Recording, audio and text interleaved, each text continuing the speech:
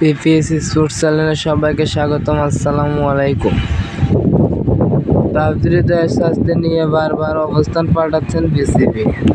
কখনো মোহামেডানের চাপে, কখনো আবার খেলোয়াড়দের চাপে। নজিরবিহীনভাবে আজ তৃতীয়বারের মতো মোহামেডান অধিনায়কের শাস্তি বদলে দেশের ক্রিকেট সর্বোচ্চ নিয়ন্ত্রণ সংস্থা বিসিবির একটি দায়িত্বশীল সূত্র আজ প্রথম এক প্রতিবেদনে জানিয়েছেন, হৃদয় তার বাকি এক ম্যাচ নিষেধাজ্ঞা ভোগ করবেন ঢাকা প্রিমিয়ার লিগের পরের আসরে প্রথম ম্যাচে।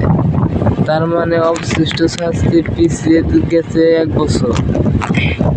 বিসিবির এই সিদ্ধান্তের পর এবারের সুপার লিগে মোহামেডানের হয়ে বাকি 2 ম্যাচ খেলতে হৃদয় আর কোনো বাধা নেই। মিরপুরে কালই তাদের খেলা আছে গাজী গ্রুপ ক্রিকেটার্সের সঙ্গে। তামিম ইকবালের নেতৃত্বে আজ বিকেলে একদল ক্রিকেটাররা মিরপুরে বিসিবি কার্যালয়ের বোর্ড সভাপতি ফারুক আহমেদের সঙ্গে সাক্ষাৎ করে হৃদয়ের শাস্তি নিয়ে কথা বলেন। এখানে উপস্থিত ছিলেন বিসিবির আরও 2 পরিচালক, ক্রিকেট পরিচালনায় উপবিভাগের প্রধান নাজমুল আবেদীন ও আম্পায়ার্স এবং মিডিয়া কমিটির প্রধান ইফতেখার রহমান। সূত্রে জানিয়েছেন, কাল রাতে সিসিডিএমে টেকনিক্যাল কমিটি, আম্পায়ার্স বিভাগ কর্তৃপক্ষ হৃদয়ের শাস্তি কমানোর সিদ্ধান্ত বাতিল করে। শাস্তি কমানোর সিদ্ধান্ত নিয়ম অনুযায়ী হয়নি বলেই সেটি সংশোধন উদ্যোগ নিয়েছিলেন টেকনিক্যাল কমিটি। তারা নতুন করে সিদ্ধান্ত নেয়, চলতি প্রিমিয়ার লিগের পরের ম্যাচে নিষিদ্ধ থাকবেন হৃদয়। যে ম্যাচটি হবে কাল।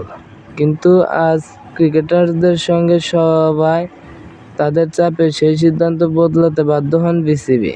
হৃদয়ের ব্যাপারে এখন নতুন সিদ্ধান্ত, তিনি বাকি এক ম্যাচ বহিষ্কারাদেশ উপভোগ করবেন আগামী আসরের প্রিমিয়ার লিগের প্রথম ম্যাচে।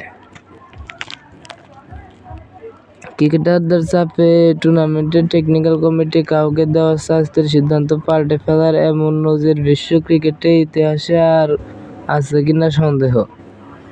অভিযোগ আছে, এর আগে হৃদয়ের ম্যাচ রেফারির দেওয়া 2 ম্যাচের বহিষ্কারাদেশ সিদ্ধান্ত বিসিবি আম্পায়ার্স উপবিভাগ কমিটির তার ক্লাব মোহামেডানের চাপে পড়ে যার জেরে বিসিবি থেকে পদত্যাগ করেছেন বাংলাদেশের একমাত্র এলিট আম্পায়ার শরীফুদ্দৌলা ইবনে শহীদ।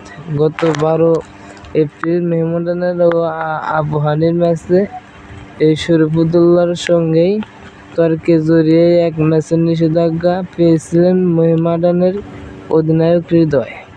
ম্যাচ শেষে সংবাদ সম্মেলনে করা এক মন্তব্যে, যেটি পরে বেড়ে দাঁড়ায় 2 ম্যাচে।